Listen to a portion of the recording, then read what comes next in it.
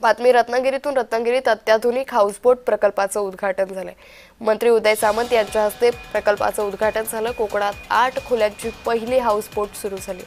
ही houseboat 8 room असलेली महाराष्ट्रातील पहिली हाऊसबोट आहे.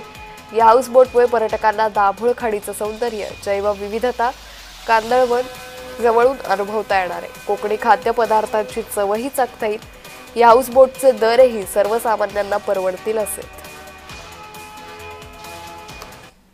दोन जिल्ह्यांची कनेक्टिव्हिटी ती खूप चांगल्या प्रकारे सॉल्व्ह केलेली आणि त्याच धर्तीवर इतक्या वर्षांनी त्यांनी ही फेरी हाऊसबोटची जी संकल्पना आणली आहे ती खूप सुंदर आहे. आणि आपल्या ज्या खाड्या आहेत कोकणातल्या हे खूप प्रचंड इथे त्यांचा स्कोप आहे आणि असं काहीतरी नवीन दापोलीमध्ये व्हायला पाहिजे होतं, तर ते आज होत आहे.